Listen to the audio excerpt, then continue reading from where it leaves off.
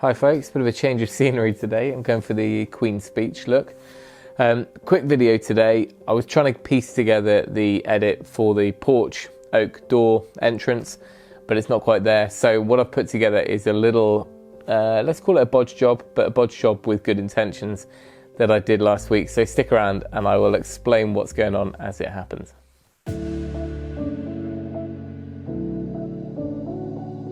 As everyone knows, there's quite a lot on the house still to do, and we've neglected to do some of the big jobs. One of the big ones on the house that's left to do is the roof, and the roof hasn't been touched since the house was built, so it's without membrane or felt or anything under the slates, which is fine if the slates are where they should be. And recently, with heavy storms and basically over the past couple of years, it's been getting worse up there, and one corner, the front corner, has got to the point where you could actually see the loose slates, which is always a bit dodgy. So rather than hiring scaffolding, I opted to finally bite the bullet and buy a tower myself.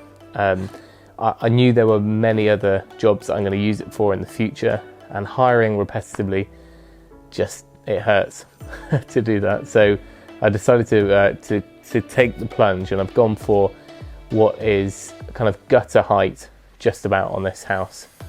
So it's 4.2 meters, which is where the top platform is, which takes you to about 6 meters, working height. It's the Boss range, and these are what the hire companies tend to use, and this is actually one that was from a local hire company.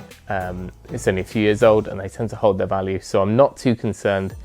If I need to sell it in a few years, I'll probably get most of my dosh back. So what I'm aiming to do here is just get to that front corner.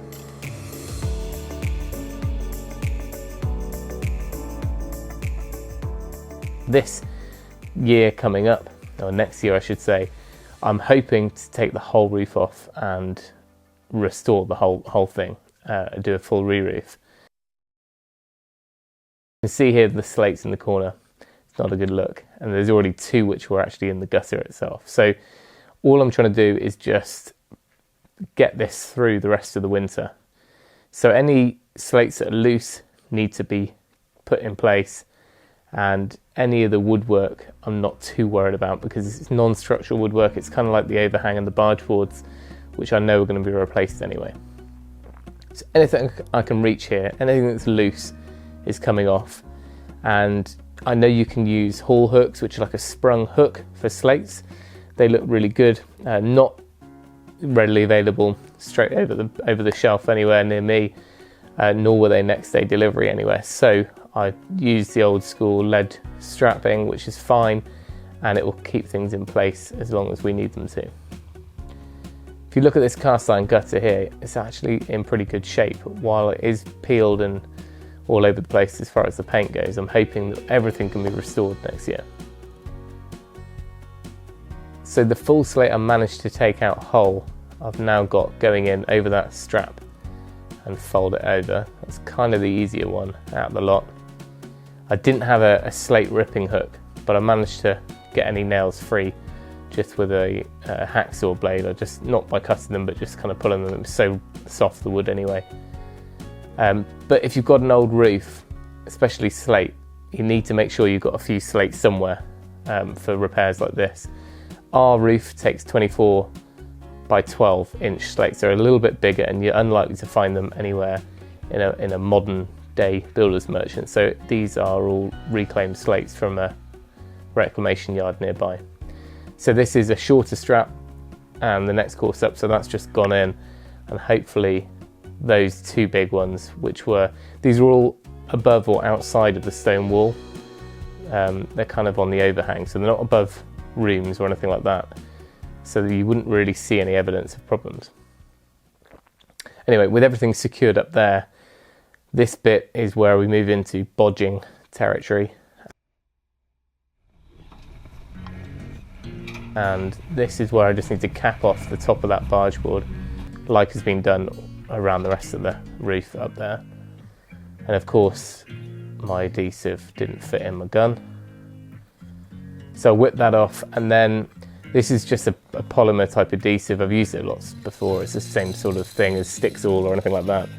And it says it works fine on damp or wet stuff, which is great because it was raining, and it was just, like I say, it's a matter of months, but it really needs to stay where it is.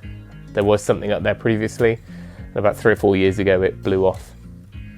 So this is just a 5 metre length of normal plastic fascia board. Now this was the dodgy bit. One gust of wind could have caught this and I would have looked like a right lemon out there. But I managed to slide it around and then kind of slide it upside down on the roof so I wasn't getting adhesive anywhere. And then I just flopped it over. Now essentially we're just sticking it to rotten wood. But what it does do is it just closes off the end of those slates where, you know, there is a non-ideal finish to the roof. And anywhere I can find anything hard enough to nail into, I'm going for it and just piling in a few nails. I'm hoping the adhesive will do much of the job, but where I can get to safely, I'm just putting a few of these sort of ring shank plastic top nails in. Now basically, the rule of thumb I go with is if it feels dodgy, it's probably dodgy, so don't do it. So I'm only doing arm's length in one direction because that's the only place that felt sensible to be nailing. I didn't look at going any further to the left, and I did a couple of nails at the bottom. So one-handed nailing, which is quite a good technique. You can use your hand in a fist almost, and then you can ram the nail in and then go for it. So you've always got 3 points contact on the ladder. Anyway, that was the job done, and hopefully it will last. But forgive the bodge. It just had to get me through, like I said. And the scaffold tower is remarkably easy to put up and down, even as a one-person job. It's the narrow one, so it's only, I mean, everything's so lightweight. It's 13 minutes, this is sped up, taking it down.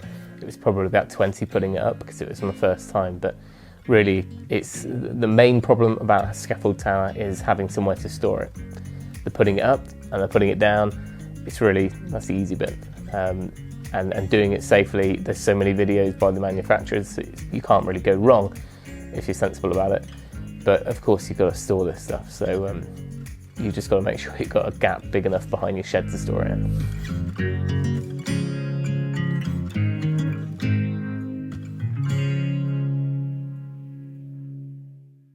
It doesn't feel right to have shared a bodge job with you, but needs must, and 5 days before Christmas the job had to be done, and at least I know slates aren't going to fall off the roof, and it's somewhat neater until we can get up there.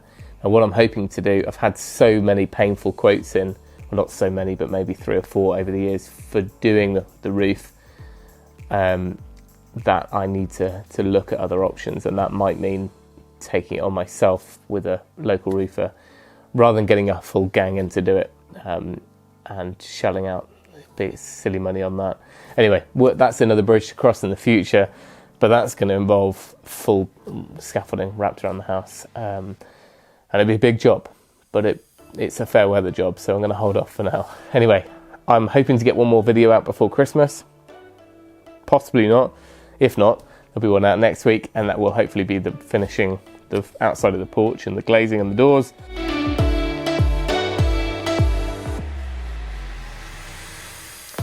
One more thing is, if you follow us on Instagram, you may remember back in the summer I did a poll on voting to whether you'd hire or buy different items, and we had about 2,000 people vote on this, and I've got the results and I'm yet to make the video, but it makes for some interesting watching in that I think we mentioned about 10 different items, everything from hand power tools through to scaffold towers and cement mixers and things like that.